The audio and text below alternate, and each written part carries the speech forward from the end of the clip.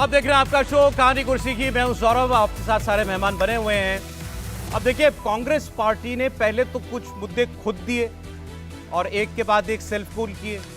राहुल गांधी ने कहा था हम देश के अंदर जो है एक आर्थिक सर्वे कराएंगे और उसके बाद सबको उनका हक देंगे। मोदी ने ये बात उठा ली, कहा कि मुसलमानों को ये आपकी संपत्ति छीन कर बांट देंगे। फिर आ गए सत्यनारायण गंगाराम, श्याम पित्रोदा, उन्होंने कहा वहाँ पर 50% संपत्ति तो सरकार ले लेती है अमेरिका में, इस पर विचार होना चाहिए। ये भी मोदी ने उठाया। प्राइम मिनिस्टर ने कहा कि आपने तो देख लिया, अब तो सबूत मिल गया, ये इनके सलाहकार हैं, बहुत बड़े सलाहकार हैं, इनके पिताजी के भी सलाहकार थे। वो ये कह रहे हैं कि आपकी संपत्ति छीन लेंगे, सरकार छीन लेगी, हम सत्ता में आए तो। अब यहां से बात आ गई आरक्षण के ऊपर। अब बीजेपी खोद खोद के मुद्दे निकाल रही है। अब कर्नाटक में सरकार है कांग्रेस पार्टी की, मुद्दे अभी सबको जानता है, उसको अभी आ रहा हूं डोमेन में ला अभी आ रहा हूं साथ। तो पहले क्यों नहीं लाए थे सर? चुनाव में ही आ रहा ना, इसलिए मैंने कहा खोद के। नहीं, इसका अभी हम लोग बात कर लेते हैं। विषय बता देता हूं। कर्नाटक के प्रधानमंत्री और भाजपा आरोप लगा रही है कि कर्नाटक की कांग्रेस सरकार ओबीसी के आरक्षण के कोटे में मुसलमानों को ले आई। मुसलमानों की भी जातियां होती हैं, ये तो कोई छुपी बात नहीं है, लेकिन उनको ओबीसी में वर्गीकरण करके ओबीसी के कोटे का, उसमें सारे मुसलमानों की जातियां भी शामिल कर दी गई और मुसलमानों को ओबीसी आरक्षण में हिस्सा दे दिया गया। ये उन्होंने आरोप लगा और कही कांग्रेस आएगी तो अब सब जगह यही करेगी, ये प्रधानमंत्री ने कहा। सिद्धरमैया चीफ मिनिस्टर, उन्होंने कहा कि ये झूठ बोल रहे हैं प्रधानमंत्री। 30 साल से ये रिजर्वेशन मिल रहा है, यहाँ 2-3 बार तो सरकार रह चुकी है भाजपा की, क्यों नहीं उसको हटा लिया उस वक्त? अब इसकी सच्चाई क्या है? ये मामला सुप्रीम कोर्ट में भी पहुंचा हुआ है। 4% का मुस्लिम आरक्षण मिल रहा था कर्नाटक के अंदर, ये चैलेंज हुआ, इसको भाजपा ने हटाने की कोशिश की, सुप्रीम कोर्ट में चैलेंज हो गया, वहां पर स्टे लग गया। तो 2-3 विषय हो गए। क्या वाकई कर्नाटक में मुसलमानों को आरक्षण मिलता है अलग से? 4% वाला मिलता था तो किसने दिया था? क्या ओबीसी कोटे में मुसलमानों को आरक्षण मिलता है? मिल रहा था तो क्यों मिल रहा था? बीजेपी ने इस पर रोक क्यों नहीं लगाई? अब चुनाव में क्यों मुद्दा उठाया जा रहा है? और क्या कांग्रेस पार्टी वाकई मुसलमानों को देश भर में आरक्षण देना चाहती है? आप सुनिए पहले प्रधानमंत्री नरेंद्र मोदी की बात। कांग्रेस और सपा का ये खतरनाक खेल, ये मेरे ओबीसी भाइयों बहनों को समझना पड़ेगा। दलितों को, वंचितों को, पिछड़ों को ये सपा कांग्रेस का खेल समझना पड़ेगा।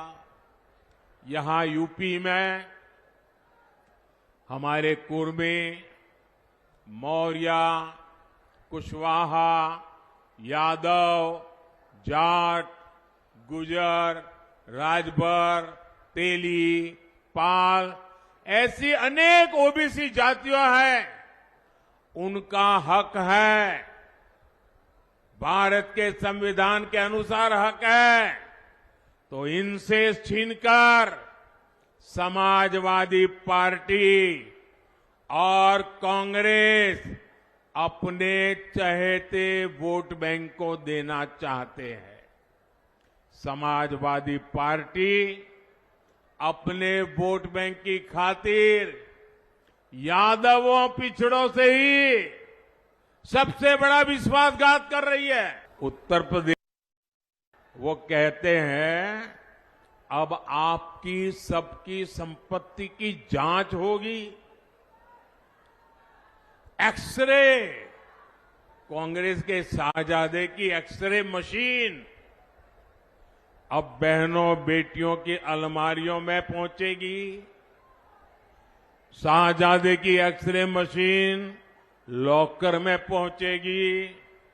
अरे किसी गरीब मां ने कुछ अपनी बेटी के लिए बचा करके रख करके जवार बाजरे के डिब्बे में रखा है ना, तो उनकी एक्सरे वहां भी पहुंचेगी।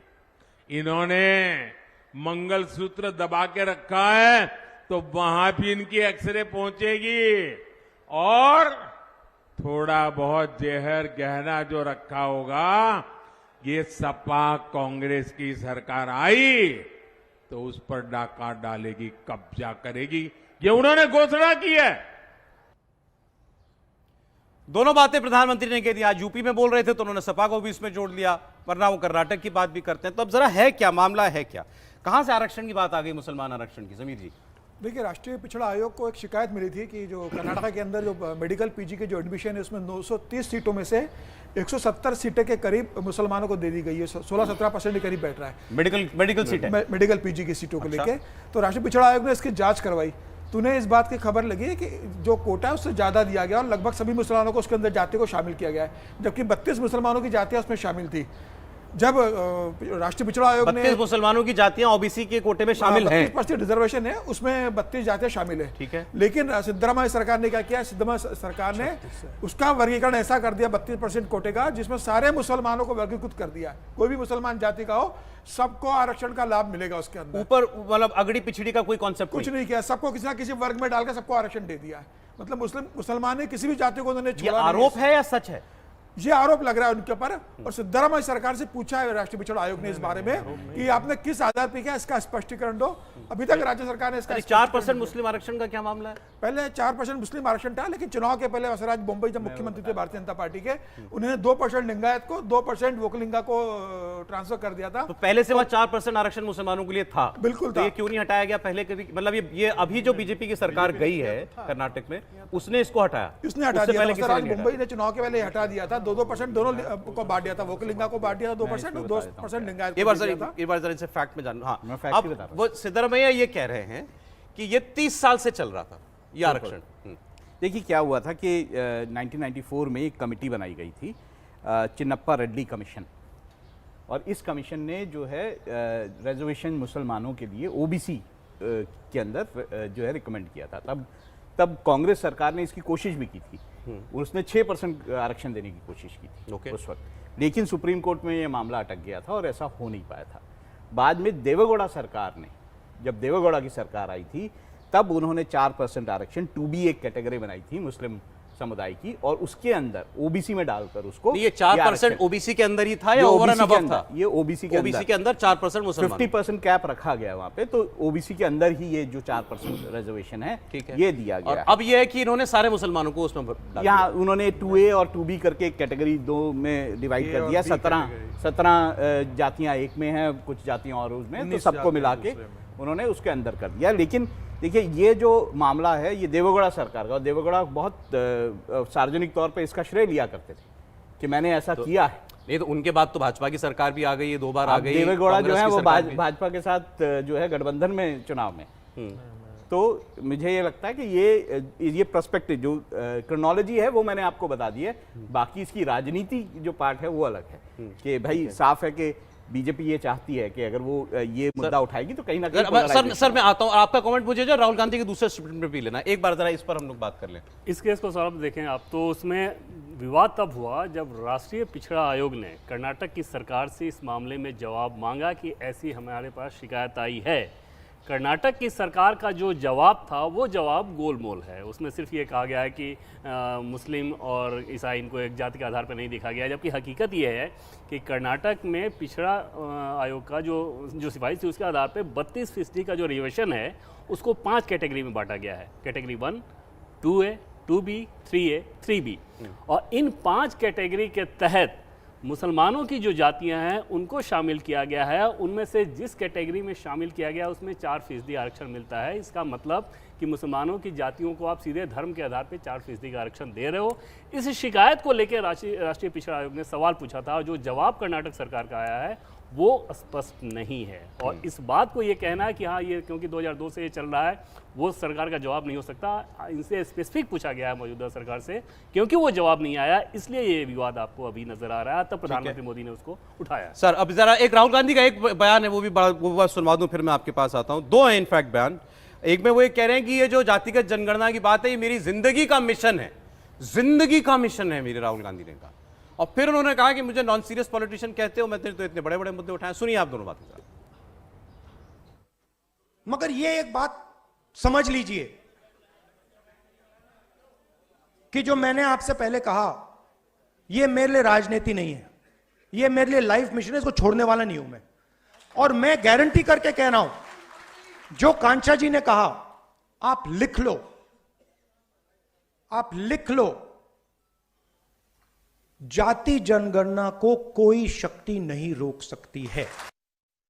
मीडिया में मेरे बारे में कहते थे कि पॉलिटिक्स में इंटरेस्टेड नहीं है, नॉन सीरियस है। आपने देखा होगा मीडिया में 24 घंटा non serious, non serious, non serious.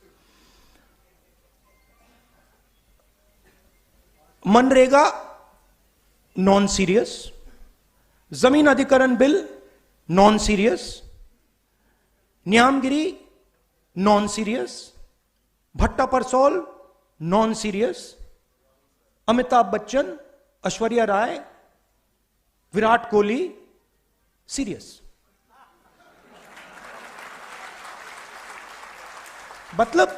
मतलब हिंदुस्तान की पॉलिटिक्स में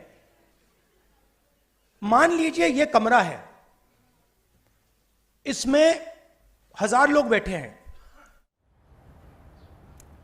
मुझे नहीं पता राहुल गांधी जी कौन सा टीवी देखते हैं जिस पर अमिताभ बच्चन, ऐश्वर्या राय, विराट कोहली ही चल रहे हैं। हम सुबह से लेकर रात तक राहुल गांधी की और राजनीति की बात करते हैं, पता नहीं उनको क्यों नहीं दिखाई देती। हाँ, एक सर्टिफिकेट उन्होंने खुद को दे दिया कि पहले मुझे मीडिया नॉन सीरियस पॉलिटिशियन कहता था, अब नहीं कहता। अब वो मान रहे हैं कि अब मेरी इमेज सुधर गई।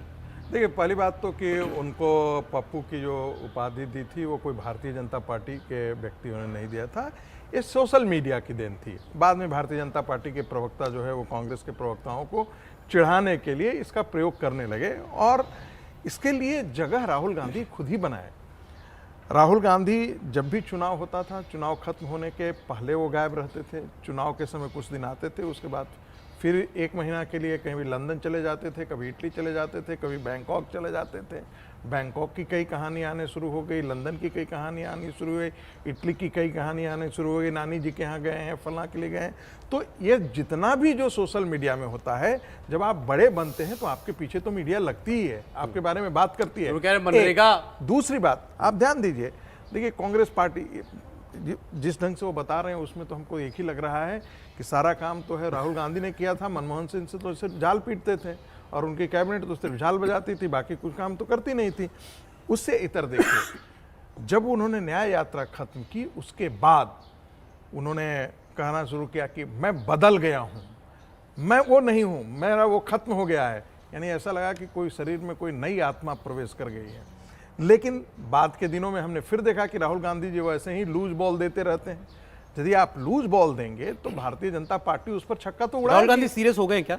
देखिए, मुझे नहीं लगता है कि जब आपको याद होगा कि ये सब जितनी बातें की जा रही हैं, कहा जाता है कि भारत के अंदर एक फॉल्ट लाइन्स हैं, तमिल द्रविडियन पॉलिटिक्स का फॉल्ट लाइन्स है, जातियों का फॉल्ट लाइन्स है, और दुनिया की जितनी विदेशी ताकतें हैं अरबों डॉलर भारत में खर्च करती है, जहां पर हमारे पत्रकार खरीदे जाते हैं, बुद्धिजीवी खरीदे जाते हैं, यूनिवर्सिटी में रिसर्च करवाया जाता है, उनको फंडिंग की जाती है, विदेश ले जाया जाता है, उनका सारा पैसा उसके लिए किया जाता है।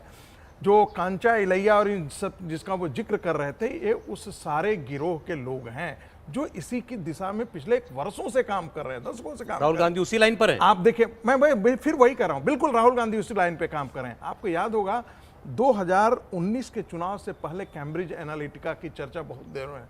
कैम्ब्रिज एनालिटिका क्या था? यही बात तो थी, हिंदू समाज को जातियों में तोड़ो। जातियों में टूटने के बाद जो हिंदू समाज यदि दारियों में टूट जाता है तो स्वाभाविक है कि भारतीय जनता पार्टी की राजनीति वहीं खत्म हो जाती है। यही तो नरेंद्र मोदी ने खत्म किया। जातियों के जो खेमे थे, खांचे थे, उसको नरेंद्र मोदी ने हिंदुत्व और राष्ट्रवाद। इसको राहुल गांधी कह रहे हैं मेरे जीवन का मिशन है। ये राहुल गांधी का नहीं मिशन है, ये विदेशी ताकतों का मिशन है। राहुल गांधी उसके लिए काम कर रहे हैं। अब देखते हैं मिशन उनका कब पूरा होता है। राहुल गांधी उनकी राजनीति को भारत की राजनीति में प्रवेश द्वार बन गए।